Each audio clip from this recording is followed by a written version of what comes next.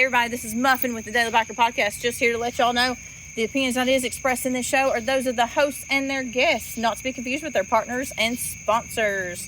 Now, let's get it on. Hey guys, this is Sean from the Bikes and Beards YouTube channel, and you guys are listening to the Daily Biker Podcast. You're gonna love it. Push that, and I'm gonna rotate around. So we'll just text Teresa. Yeah, let's just hope that we don't. Get disturbed. Of course, I'm also trying not to rest my foot on your cable, So it doesn't interfere with the audio. well, you can talk. Yeah. There we go. I got you. But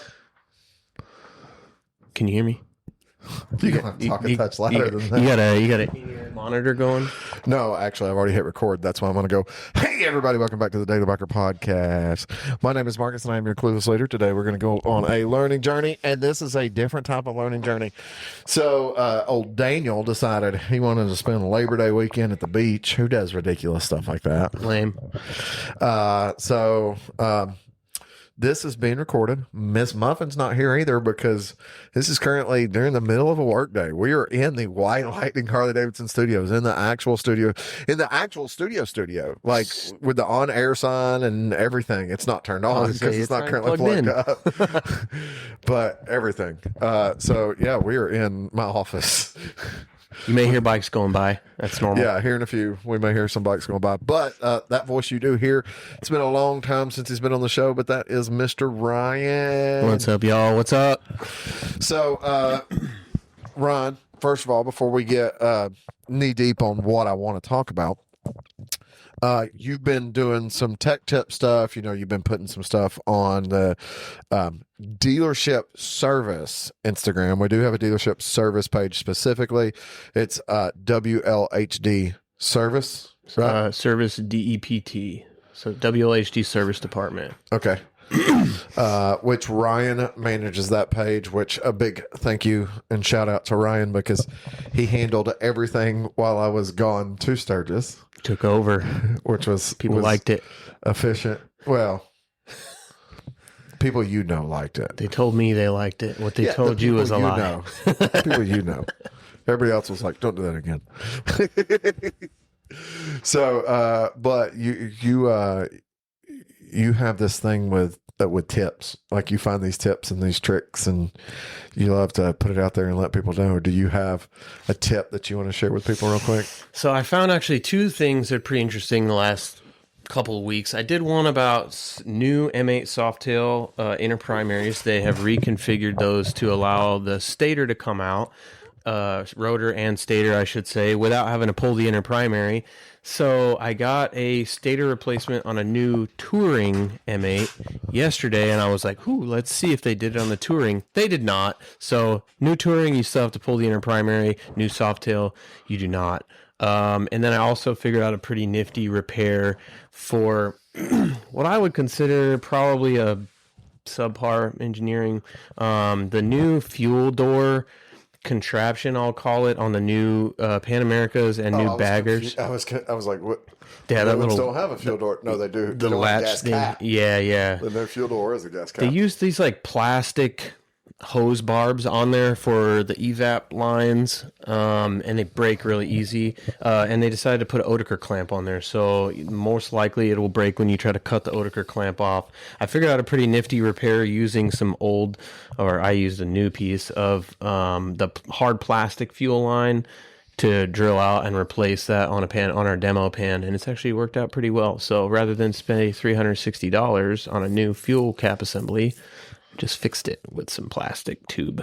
Fuel safe, of course. Yeah. That's all I got at the moment. You have me lost. Yeah, I'll show you. It's going out to Waylon Wayne's to get road tested, and I'm pretty sure it's going to be fine. But so, Sunday. This past Sunday, you got to participate in some filming, marketing activities. It was fun. It was a fun day. So let's talk about that. Let's talk about what that looks like so people kind of understand that, because they see, a lot of people see a video that's put out on a numerous of social media pages from dealerships, whether it's Harley dealerships, other motorcycle brands, or car manufacturers. And a lot of people seem to think that comes through very easily. And I'm not going to lie, some videos are pretty seamless. Yeah. You know, some of your tech tip videos, you find it, you hit record, you know exactly what you're going to say. It takes 2 seconds to do it, done, posted. I've got some videos where I can, you know, like I'm with Chelsea and I'm like, hey, just mention this, or the Bob videos, you know, they're pretty quick. Mm-hmm. But we do have videos that, you know, they take place, little bits of recording throughout a day or even a week or even a couple weeks, depending on what's going on and what we're trying to show. But we got to take the time. We had to take basically our own personal time because we were here 4 hours before the store opened to On get some Sunday. bikes out and go do some filming and stuff like that. So talk about what that looked like for you. I really enjoyed it. I think, you know, there's a lot obviously that goes involved. Having multiple people have to sync up to record something in one take or in a short amount of takes due to whatever criteria. Like in our case, we were fighting traffic conditions, the sun, good lighting, things like that. So for us, it was being able to have the 3 riders, myself, Sam, and Bob, you know, be able to pull off from our cue points and line up appropriately for Marcus to be able to film us. He's in the back of a truck, which, you know, it's a lot of synchronizing. And if you haven't practiced, you know, you kind of just freestyle with it. You have to do a couple takes. And again, we're fighting, you know, cars, trying to do this safely. And also we're on brand new dealership motorcycles. So trying not to have any accidents or cause any damage. So it's a lot. I would say it could be a little stressful. I think you probably got a little more stressed with all the too many ideas, too many cooks in the kitchen sort of situation. Yeah, I mean that happens in everything though. For sure. That happens in every single event we do. That happens in every single whatever, because everybody has their own idea of how it's supposed to go. Mm-hmm. The problem is in like with that filming, there was only me filming. Yeah. So I get that, like, you know, this person wants to do this and this person wants to do this and this person wants to do this, and that's fine. But we're limited on time, we're limited on space, and we're limited on how we can film. Yeah. One phone, one pickup truck, one guy. Correct. Yeah, exactly. Well, and you're the one seeing what's being filmed, and when it's maybe an idea that's like not on par for the film at hand, it's kind of like, okay, yeah, cool, good idea, but not what we're looking for here. Yeah, well, you know, there's some stuff where, like, when I'm shooting these the bike of the week videos with the sales staff, and I'll be like, I need you to get in like super close, like face almost touching the gas tank for this shot, and they're looking at me like I'm an idiot, and I'm like, just trust me. Trust the process. Because after it's said and done, it's like, oh, that doesn't look like they have their face in the gas tank. And it was just like, when y'all went 3 wide and Sam comes back and he's like, dude, that was sketch and we were close. And I was like, but you did it. And he's like, yeah, but we need to space out a little bit more. But that take where y'all are close was the take that we used. Yep. And you look at it on camera and you go, it's a whole different perspective. Yeah, a whole different perspective. So, yeah, so that I think that's where people kind of maybe, even in film and all that, they kind of lose sight of what the director actually does. They're the one that's there to call the shots and say, no, do this way because I have a plan. And hopefully the people you're filming just trust your process. Well, and like the other thing is, like with what y'all are doing, I ride. Yeah. I know. get it. I know how close and you can get, how uncomfortable things can get and things like that. But like, while y'all are paying attention to when you're supposed to pull out and where you're supposed to be out in the lane and stuff like that, I'm seeing, you know, traffic building up behind y'all and those types of things. I'm seeing all of that. Yeah. So like, I'm saying, you know, can the truck get to speed? Where is the truck at? What's the camera angle? Do I need to zoom in? Do I need to zoom out? I'm thinking about, you know, how is this going to edit out and figuring out all of those factors together. And of course, I'm not saying I'm a genius at that by any means. Someone I could have gave someone else that footage and they might have made a video 1,000 times better than what I did. But it is one of those things, and that's typically what I do experience with that. People tend to think of their role and not the whole picture. For sure. I try to go into that filming just thinking of myself as like either an actor or just a stunt writer or whatever. Like, don't overthink it. Marcus and Donnie have a plan. Just do what they say and go with it. That for me, that keeps my mind from wandering when I'm on the bike, which causes mistakes and, you know, just the frustration of maybe feeling like my ideas weren't heard because I didn't really voice my ideas because I already knew going into it that you guys had a plan. Yeah, well, and there's sometimes with that where it's like, okay, this is what I need out of this shot. Don't do anything extra. Exactly. Because I'm looking for something very specific. Yep. So that's why there was a couple times where it was a simple shot, but it was like, okay, we have to do this like 2 or 3 times because I'm trying to get something very specific or get it to where I can clip it together where it gets the point across that I'm trying to get that point across. For sure. For sure. Yeah, a good example I think would be like the clutch gear rev thing. I don't think he understood quite what you were going for when you were explaining. Just pull the clutch in, and I'm recording it. Yeah, and just then, let me see you blip the clutch. Yeah, just like, it didn't even have to be in gear. It could be sitting there in neutral. Yeah, just blip the clutch. Yeah, exactly. I just want to see you squeezing that clutch and let it like just bang it out like you're going. And it is sometimes, I mean, it's hard to see somebody else's vision sometimes, but I think for me, that's what I just have to put myself in the mindset of, okay, I'm just following instructions. Well, He's got a plan. I had Bob, I was like, look, all you got to go is like 10 feet. Just turn around right there.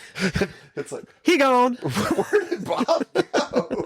He's going all the way down to the end of the road. And unfortunately, once you pass that grass area, you got to go another 3/4 mile down the road before you can turn around and come back. Yeah, I think he was just having fun too. I think he was. But, I mean, it got done. It got done in a timely fashion. I think it only took us an hour, maybe an hour and a half of filming or something like hour and a half, that. I think, about, and then whatever it took you to edit it. Honestly, it didn't take. It took me about an hour to put it together. Just finding those clips and then, you know, getting proofs. I got with you for a proof and I got with Donnie for a proof, and we did some editing and rearranging and stuff like that. And then we did the audio overlay and then come back in and, you know, break up that audio so it runs out right and stuff like that. But it did end up making for a cool little video. I agree. Aspect of it. So that's a plus. I mean, it's not a negative. It was a fun day. The only thing, and I know you looked at me one time, you're like, because I think you could see the frustration in my face, and I'm like, don't think, just do exactly as I'm saying. Yeah. Because right now, all three, I think I even said to you one time, I was like, all three of y'all have your own idea of what you should be doing. Yeah. Don't. Just do what I say. Do exactly what I'm telling you to, because we're not getting the shot because you're all three trying to do what you want to do. For sure. I think that's also a consequence of working with other creative people too. Like you say, everybody has their own ideas and their own image in their brain of what it's going to look like. But I think that's where just trusting the director and trusting the process. Yeah. It makes everybody's job easier. It makes everything faster. And then, I mean, everybody at the end was like, whoa, I didn't realize it was going to look that cool. Yeah. And you're like, see, I told you. Yeah. Well, that's why I'm like, every time I'm like, trust the process. It was like, I don't know if you saw Tobias's video with the Pan America. And like, I was like, I want you to lay down and I want you to tap on the skid plate. And he's like, really? And I was like, lay down, tap on the skid plate. Just trust me. So, and it works out, and it turned out fantastic. And it's like, you do it enough, you make enough videos for social media and you scroll social media enough that you start seeing things where it's like, okay, I understand it. The way, I guess the best way to relate it for someone that basically makes a living on social media is like a magician.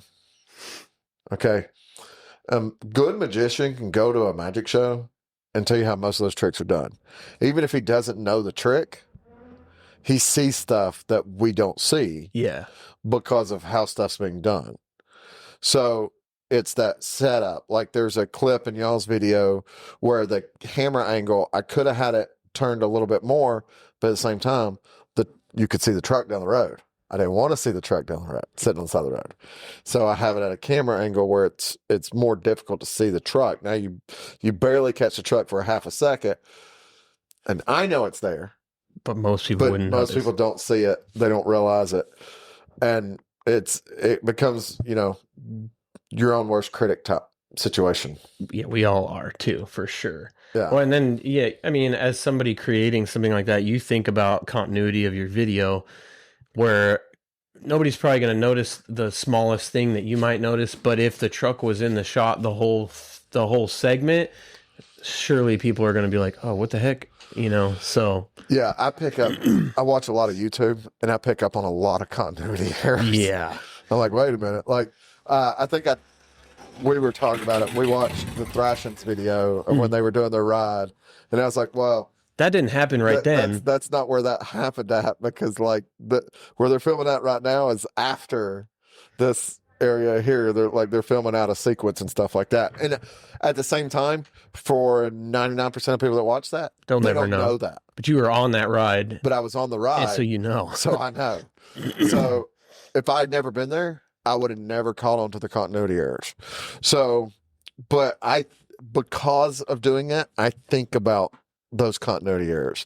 Now, upside where we filmed at for our video was a fairly nondescript location. Yeah, and the trees so the are pretty. continuity errors are very hard to pick up. Yep. Which is partly why we selected that Yeah. spot also. Yeah. It's a good spot to film, though. It is. It's also a great spot to go take pictures. And just to go hit that big swooping corner. Yeah. Yeah. It's part, if you've never been here, if you ever come here and you take a demo ride, it was part of our demo ride route, Yep. just in reverse. Yes, correct. Yeah. Which had Sam kind of thrown off because he probably does that loop 100 times a week. I might be exaggerating a little bit, but going the opposite direction. It's like a NASCAR driver going to the right. He's all thrown off. He's like, man, I could hit this corner way better if we were going the other way. So, the other thing I want to talk about with you is my motorcycle. Yeah. Because for those of you that might not know, hopefully everybody listening to this knows my motorcycle or knows that I have a motorcycle and it's my baby and I take care of it and all those types of things. And I ride it. Just went to Sturgis and back. Just rode to Sturgis and back. But I ride it all the time. They just But sold a bike. you are the caretaker. Like no one else at the dealership wrenches on my motorcycle. It's my baby.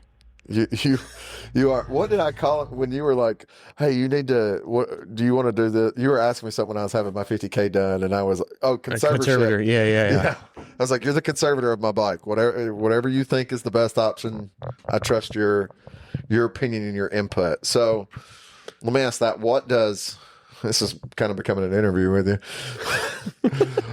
How does that feel? You have your own bikes, but I it appreciate is it. someone else's motorcycle. For sure. I appreciate it.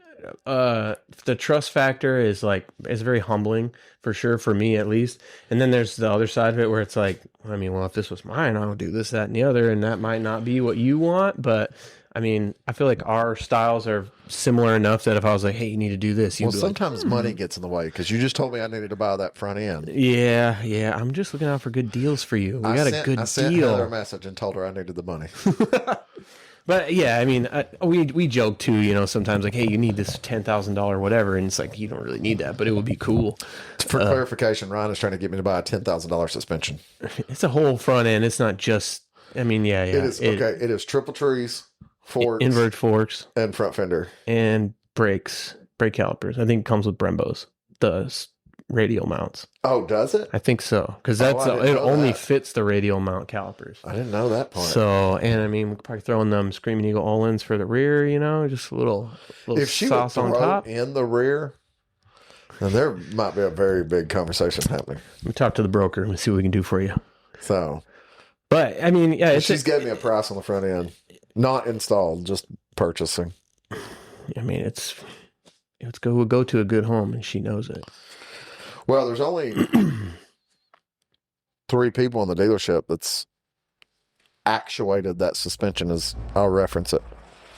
Meaning has rode the bike with that suspension on it. Mm-hmm. So I rode the Road King. I also rode the Road King, and I rode the Road Glide. And okay, so I never rode the Road Glide, but you're the only one that rode the Road Glide. Probably because I finished it before they had to take it back off again. And Tanner, Yeah. because he did it originally when it was very first done. Yes, he did. That's correct. It's a nice setup. So I mean, it's pretty spendy, but it's nice stuff. Personally, honestly, I think I would rather have the SE Olin's kit. But you're talking about the drop-ins? no, the one like what Brian put on his Road Glide. It's Yeah, but it trees. doesn't go on my bike. Shucks. Well, we'll just go Like back even to the trees don't go on my bike. Interesting. Well, you got to remember that, like, they sell that tree kit, but it's for the new style fairings. Oh yeah, I forget about that part. Well, we got an alternative, and So it's- I'd have to do the new style fairing. I mean, we could do that too. How far you want to go? Oh, don't you tempt me like that. I would rock the new Street Glide fairing. I'm not big on the blinkers though. Built into the fairing. Yeah. I kind of dig it. I actually like I think my favorite thing about the new baggers is the bags, which I didn't like at the first. bags. So if I could get a new set of the bags, I would. Somebody did. I don't remember who it is. There's an aftermarket company that's selling the Rushmore fairing, Street Glide fairing, or Batwing fairing To retro.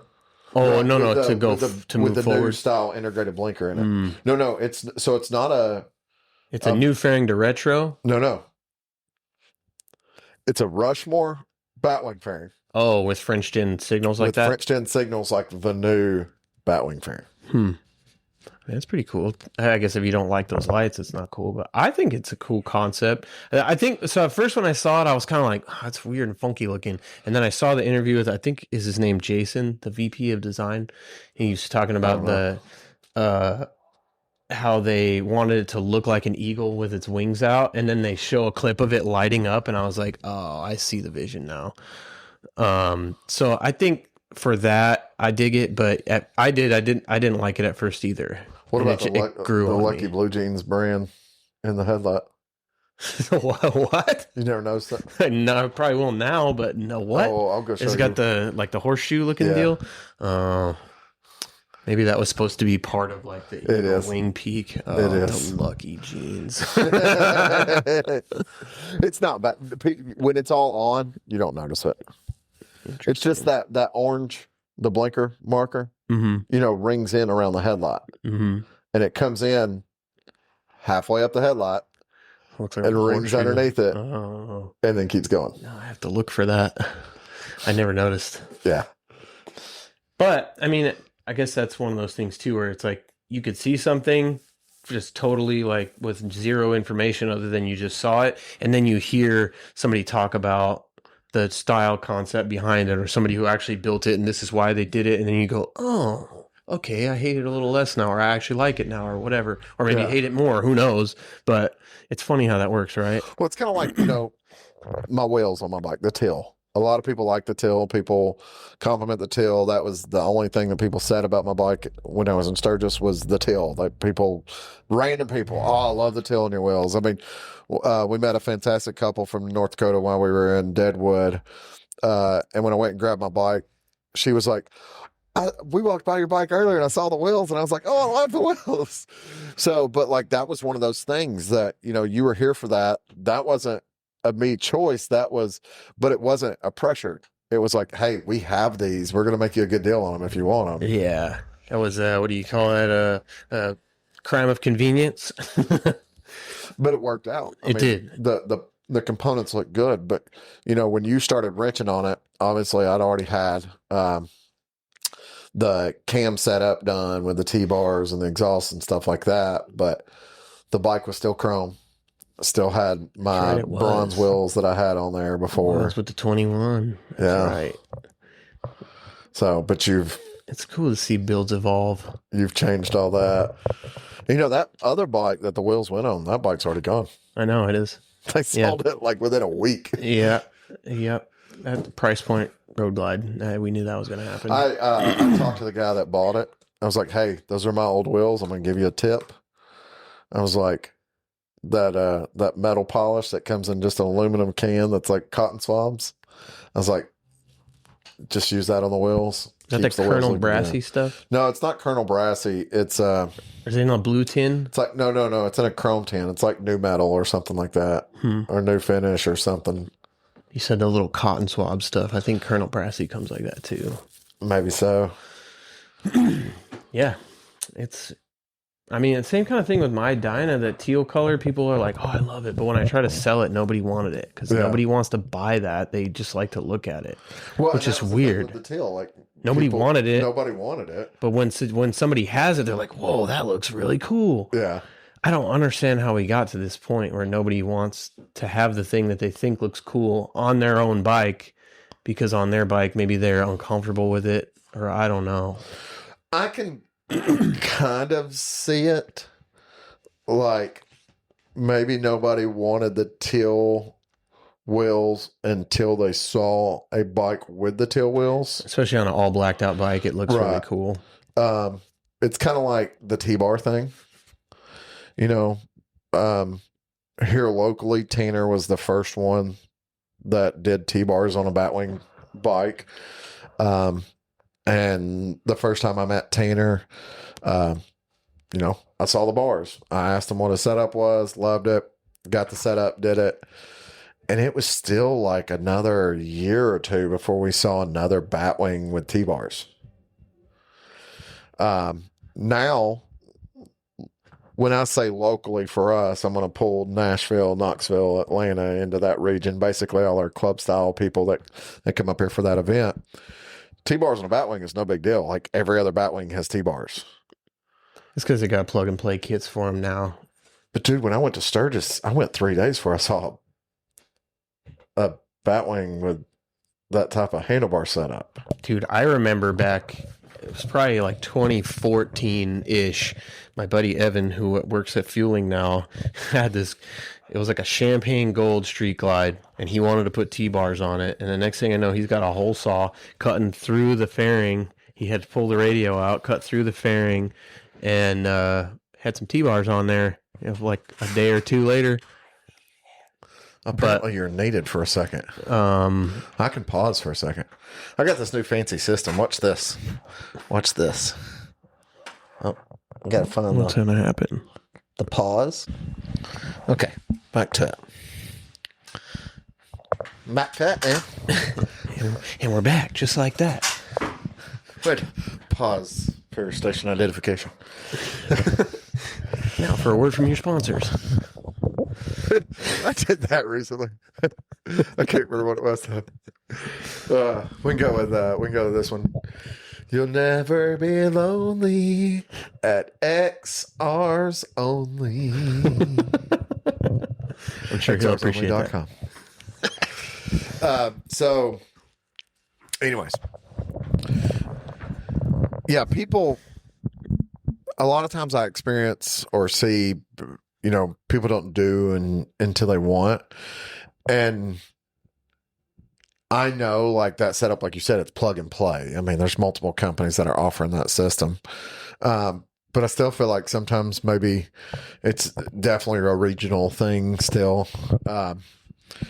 Here we have, I think, a much larger market of younger guys getting secondhand Batwing bikes and doing modifications to make it more their style. For a while there, it seemed like guys were getting secondhand Batwing bikes and doing Road Glide conversions on them. That's just ridiculous, like price point. It's a lot of work, yeah. I mean, unless you just happen to have all those parts laying around.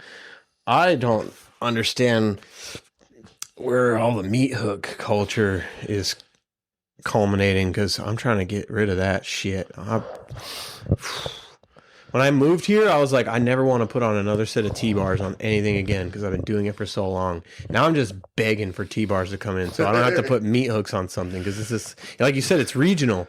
But people fall into these like regional cultural trends to the point at where like nothing is different anymore. Like Harley culture to me was always about doing your own thing, like having a pink bike or a green bike or a teal bike or a black bike and not caring what anybody else really thought. Now it's like, oh, everybody's going to hate on me if I don't have a bat wing with meat hooks.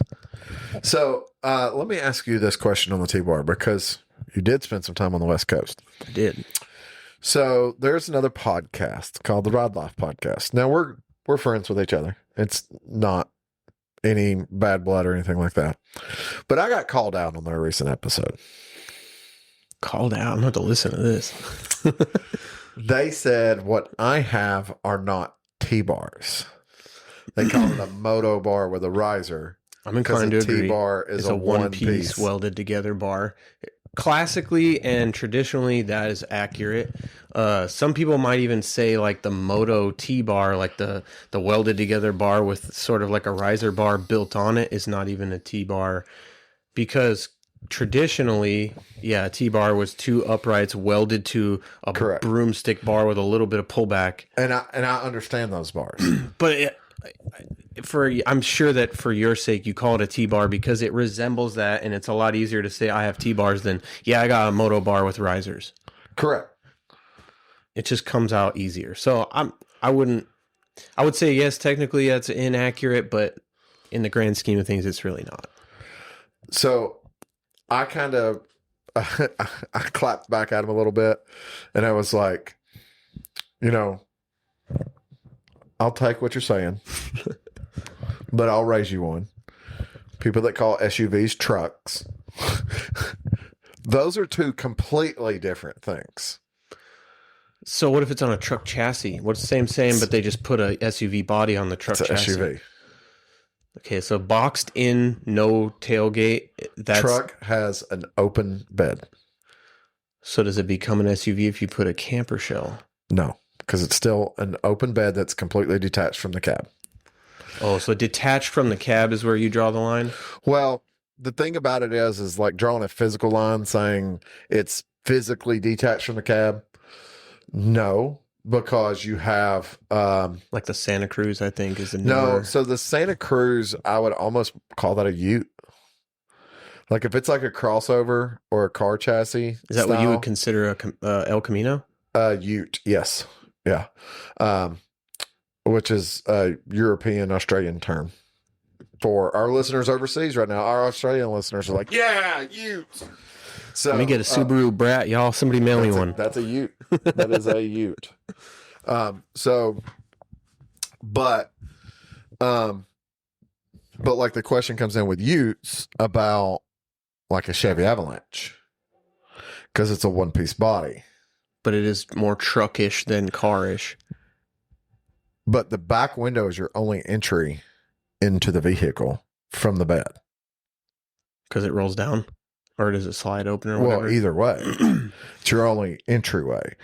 Now, if you took Buick, made that vehicle that like the back converted into a truck, like the rear window folded down, and I think Chevy's even done it. I consider that something of its own nature. I don't consider that a truck. I still would almost more consider that an SUV. SUV truck hybrid. So, but it's like when you take the guys that take the new F-250s and build brand new Excursions because they weld in the side, enclose the back, put seats and storage in there. You just turn it into an SUV. It's not a truck. So even though it started life as a truck, out of your principle, it would be an SUV once the camper shell is welded to the... What would you consider a 4Runner? A truck or SUV? I call it a truck, but that's just because probably all the videos that I've been watching about how to fix the fucking thing is to call it a truck. Yeah. Also, it's on the Tacoma chassis, and I believe it started... The Tacoma was first, then the 4Runner came after, and they just basically put the 4Runner body on the Tacoma chassis. So I guess the argument could be made that it's a truck, but... Well, the other argument would be made that the 4Runner came long before the term Tacoma came about, which didn't come about until 1996. That's fair. That's valid. But the very first 4Runners were Toyota pickups that they sent to Winnebago, and they cut the back of the cab Made it a solid and made body. it one piece. So the one piece factor is the determining thing, I think, is where you're getting at. Kind That's of. fine. I'd probably same thing though. It's easier for me to call. I guess I should say I would prefer to call the 4Runner a truck instead of a car. And SUV doesn't tend to just kind of like, I'm not like, oh yeah, I'm gonna go get in my SUV. It's like, oh, I gotta go get in my car. I gotta go get in my truck. And Yeah. I would call it a truck before a car. So that's probably why I would call it a truck.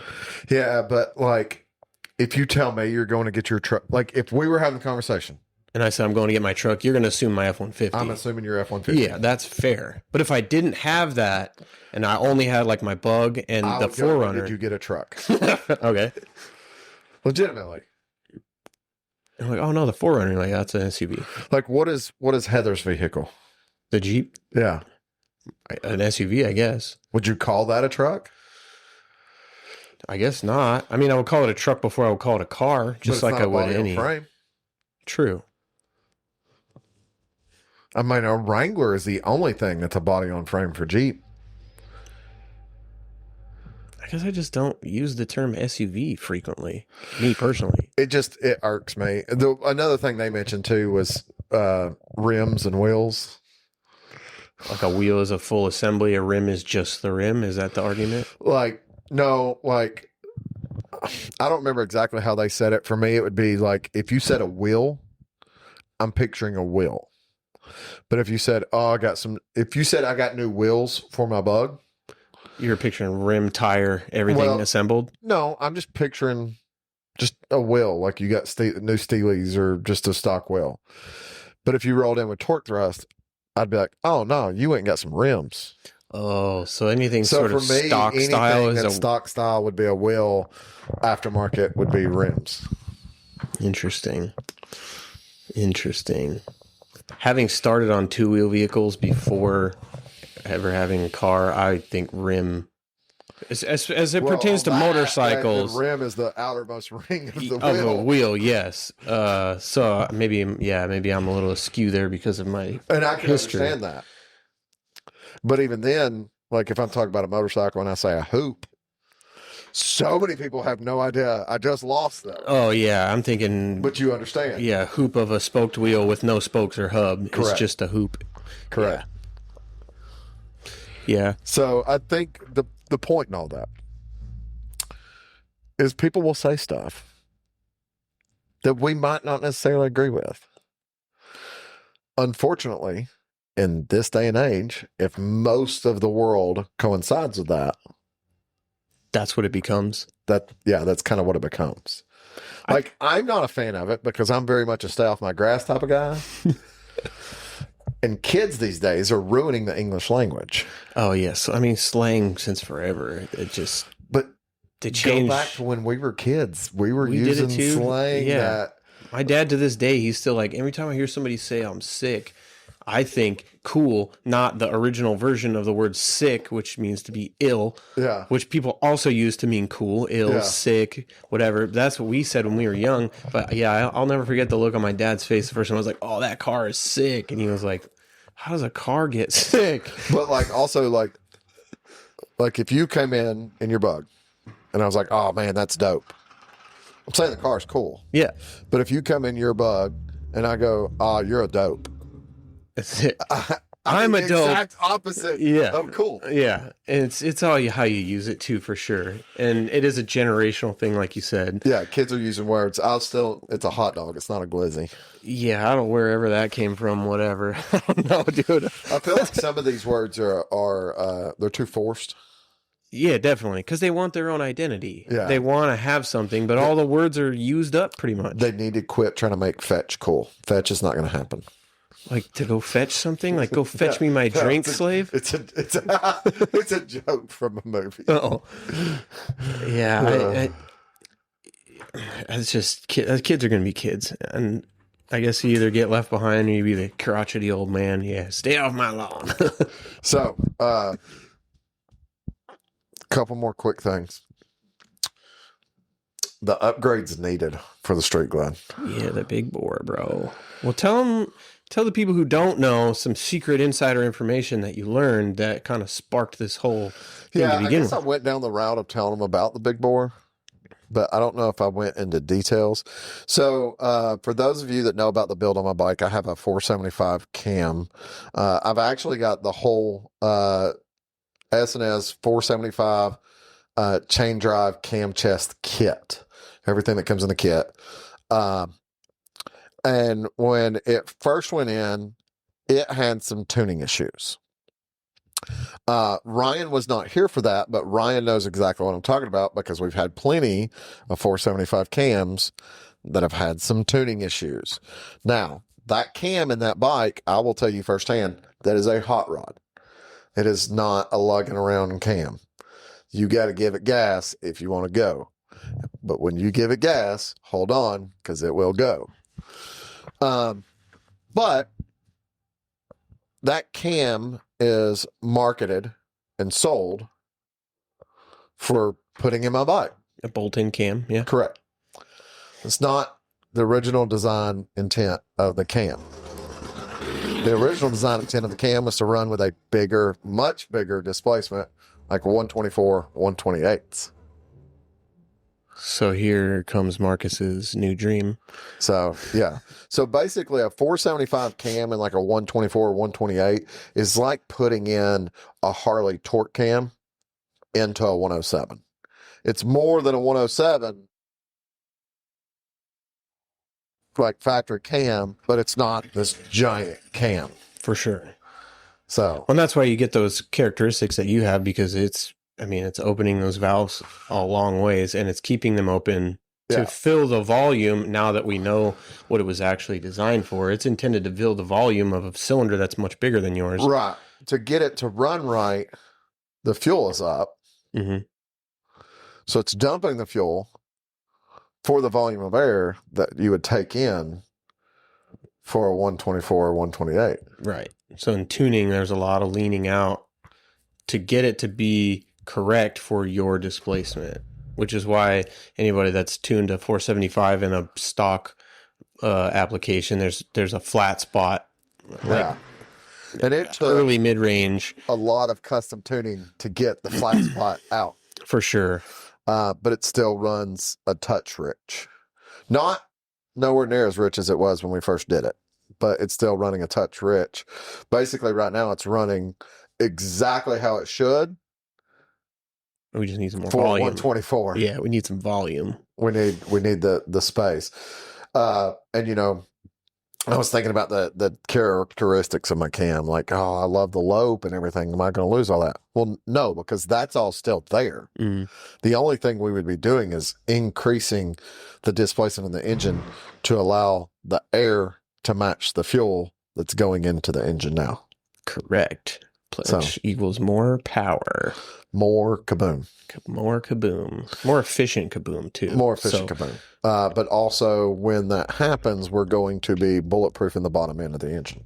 Yeah, because we have a severe case of the hereafters. You're like, well, I'm here. I might as well do this, that, and the other. You also ride your bike frequently and have some miles on it now. So it's like, why put all that new stuff on top of a higher mileage bottom end? Yeah. You're already halfway there. Well, especially when you're talking about, you used a great term, and I don't remember what you called it, but, you know, like if I was replacing my crank, you've already taken the whole top end apart. So when we're putting it back together, there's not an extra cost of that. It's carryover, yeah. Because those parts are taken off Anyhow, and put back on. yeah. We're just going to put on new parts that are a bigger displacement. The only thing that you could potentially encounter is stuff like where you're detaching the piston from the piston arm. And measuring ring gap, which you should always do with new components, and arguably should do with used components to verify their intolerance. But yeah. But like if you were pulling my crank to send out, you would pull the pistons off of it. Yeah, you have to, because they're... but not probably in the same manner or fashion that you would be in the way. I guess you probably would. Yeah, it would. I would just leave the rings on, pull the wrist pin out, and send it out. Yeah. Which is what we're going to do. Only you're going to get new hotness when it goes back together. Unfortunately, I won't be the first one to ride it when it's all together. I mean, you could. Yeah, but I know you'll be itching to ride it too. That's fine. Even if I take it for the first one to ride it, you're going to be like, okay, it's my Get turn. off. Let's go. Yeah. I mean, that's cool. If you want to be able to say I rode it first, I'm The cool thing with is that. I'm not that person. When I bought my bike, I wanted the lowest mile bike I could get. And I did. I saw my bike before it was PDI'd. So that was nice. But like, when it comes to that, I'm not that guy. You know what I mean? It's like, I got to be the one. Yeah. Like I've got 54,000 miles on my motorcycle. Have I put 54,000 miles on my motorcycle? No, but I probably have put 53,750 of those miles on my motorcycle For sure. because other people have rode it, but around the block Yeah. or on the test ride route after being worked on, stuff like that. It's not like, Or what little bit of miles was accumulated on the dyno. yeah, it's not like I'm letting someone borrow my bike for the day and they're going putting 300 miles on the motorcycle. Hey, you want to borrow my bike for Sturgis this year? No.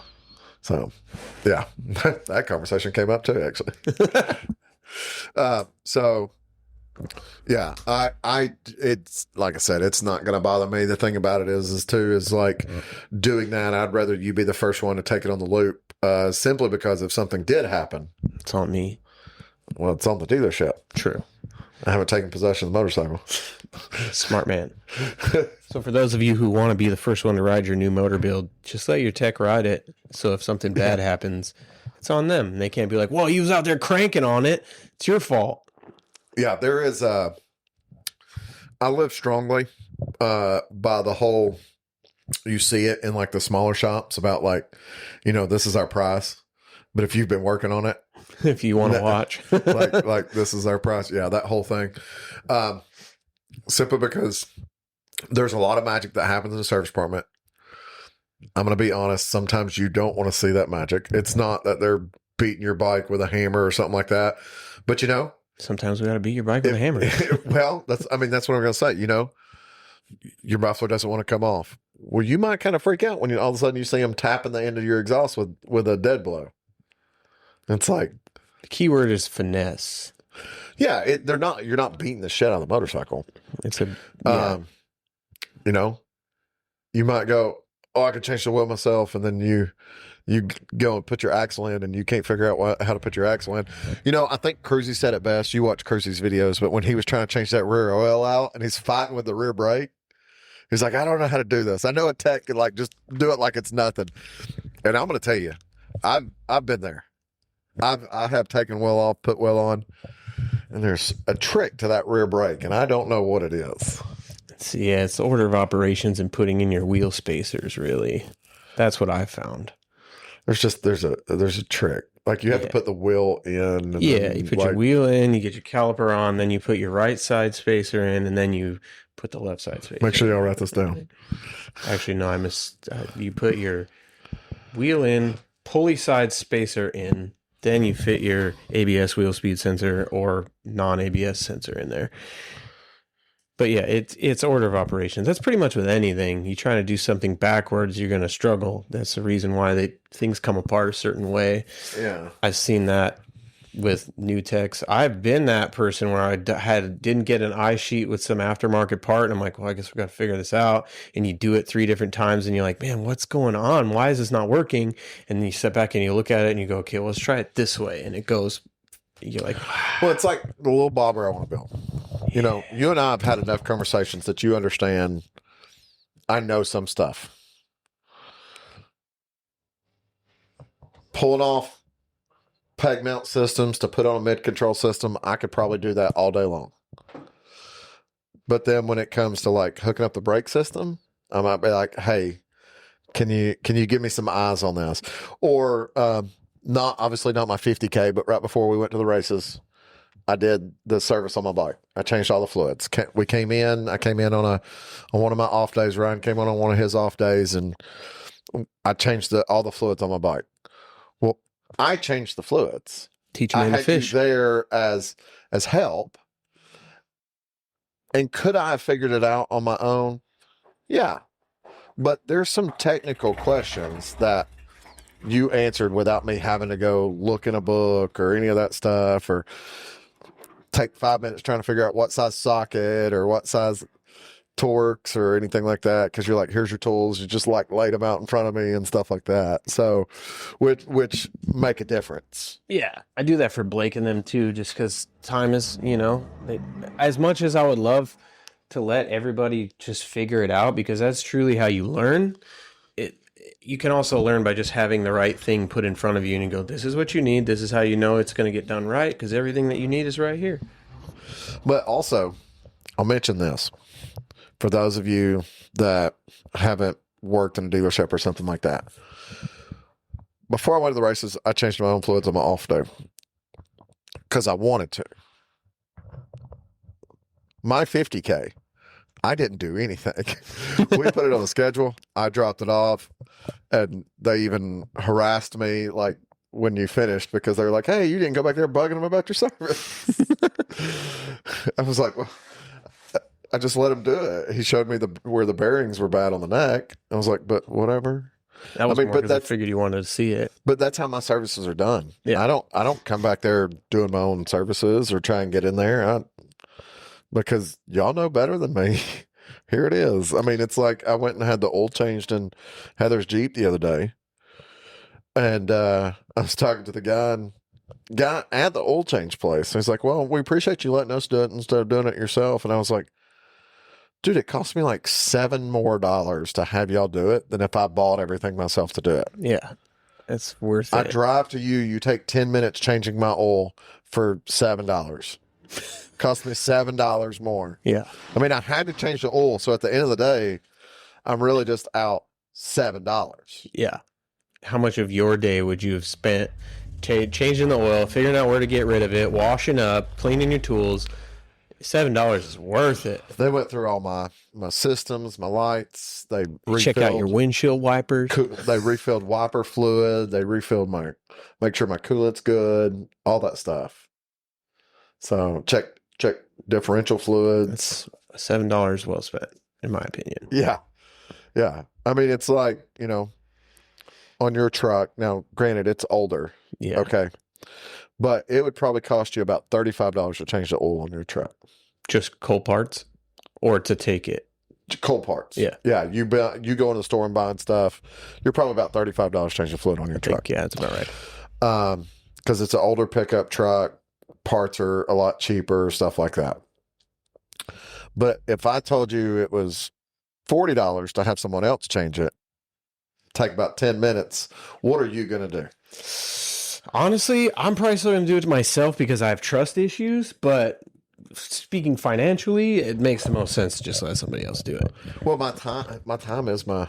Yeah, for sure. And I'm also, I kind of have that like Hank Hill mentality where I enjoy doing some of that stuff on my own just for the sake of putting my hands on it. I get joy from that, so I'm not necessarily saving money by not doing I get it. joy from building, not maintenance. Me too, but I mean, what's an oil change on a pickup truck? Like It's when we go back easy. there and we talk about, this is broken and replace a part, you see me sometimes and I'm like, oh yeah. And I'll turn and walk away. But then like, I also like you're to back look there for fiddling with stuff. the Pan America and talk about doing a custom build, and I could have stood back there for 2 hours talking about that. I want to revisit that. Too bad it's already back to stock, but that would have been a fun project. Yeah. Would have looked probably something similar to that there. Wow. You saw I Just sent with a you headlight. video. Yeah. That other one, that could be cool too. Yeah, it's I also, because I do this professionally, I have this habit of looking for other stuff while I'm doing things like that. So like with my truck, if I'm changing the oil, I'm laying up under there and I'm just looking around, looking at anything else, broken zip ties, cracked hoses, anything that looks different. So that's another reason too why I would do it, because let's be honest, the guy that's getting paid $7 is probably not looking for a whole lot of stuff. Yeah. Well, so in theory, I paid $7 to have my oil changed. Yeah. But then my battery failed me. And I thought it might be the alternator. And when I said I thought it might be the alternator, what was the first words out of my mouth? Hey, I might need an alternator, which means I might need your help. Because I just did one. Because I'm going to change it myself. Yeah, yeah. I'm not taking it to somebody else. And sometimes And that's not a trust issue. that's a that's a Cost value issue. issue. Yeah, I don't want value to pay for someone sure. an additional $200 Yeah. to change the alternator. For Because it's sure. like on my pickup truck, I changed the water pump on my pickup truck. I've never done it a day in my life. I looked at manuals. I looked at the parts, and I watched a couple YouTube videos. Because on an older truck like that, you can find a lot of information on doing For that sure. stuff. That's how they stay alive, is the community of people that keep them alive. Yeah. And they more often than not want to share because they have a passion for that. Same with old Harleys too. You Yeah. see that a lot. Or old motorcycles in general. There'll be a community of people that just want to help each other keep them alive because they love them so much. Yeah. But yeah, older trucks too are easier to work on. There's just less stuff. Same with Yeah. these new bikes. You look at my bike it's crazy to me that it's 25 years old now, but it's a 25-year-old motorcycle. And you look at a new Pan America and you're like, bro, what do all these wires go to? And they all do have a function and they all serve a purpose. And I mean, that bike would blow my bike out of the water, out of the box. It's like a wiring guy. You've worked in motorcycle shops long enough to know the difference between a guy that does wiring and a guy that knows how to do wiring. Yeah. The wiring guy, the guy that knows wiring, is like, screw this, I'll just build a custom harness. And like the next day they have an entire custom harness. That's weird. And it's like, how in the world did you just Dude, it's pull really wires off a shelf and do that? It's like a light switch, because when I started doing this, I never thought that I would be any good at electrical diagnosis. That was like when I was in school, that was where I would sweat. Those were the days that I hated. And now I'm that guy. Like when I build my Sportster, I'm just going to build a harness from scratch because Yeah. I've done it before. I know how it is. And it's really simple once that light switch hits. Well, it's kind of like the little bobber build that I want to do. Mm-hmm. We're probably going to have to build a harness from scratch I'm sure. because of a lot of the things that are going to get moved and stuff like that. Or you can buy the Gremlin one. The Gremlin setup is really nice. I will say I put those on before, and for the chopper guy that doesn't know how to build their own harness but knows how to do a mild soldering and plug stuff in, the Gremlin wire harness, go buy it. Well, the thing is with wiring, I have a pretty decent idea of like what it takes. Like, because you and I went through that with the other headlight, and then when we were looking at the Denali stuff, which fortunately the Denali was all plug and play, but just that aspect of it, on my bike it's so much different, but it's kind of like with a horn. For those of you that don't know, there's two wires that run a horn, and yeah, you got to go here and go there, and it's not straight to and stuff like that. But it's like once you understand the basics of what does what and what has to do what, it doesn't become that difficult. Yeah. Because all of that stuff is a circuit. Yeah, it's And when least you're common pushing buttons, denominator. you're closing circuits. Exactly. So Least common denominator is the easiest way to look at a whole wiring diagram and go, oh my goodness, there's so many wires here. But like you said, if it's the horn, you're looking for 2 wires, and all that other stuff is pretty much useless to you at that point. And I think that's part of the light bulb moment that I had. And then there's something to be said about being able to visualize something that you can't see. Like you can't see electricity, but you have to imagine it, and you can use a multimeter to see numbers on a screen. But if you don't know what those mean, that doesn't mean anything to you. Well, even then, you take off the gas tank of my bike, you go halfway down the backbone, and you cut into the wiring harness, okay, and you see the green wire. Well, there's only one green wire, and it goes to this spot. That's why they use all those different color wires, Yeah, true. because then where that green wire only goes to one thing. Yep. So it's that, you go up on the blinker and say there's a major issue and all this other stuff. And if you have to get into the wiring harness because your blinker's out, you have maybe more issues than you need. But you're like, oh, hey, it's the white with the brown stripe. Well, then you're in the wiring harness. It's like, here's the white with the brown stripe.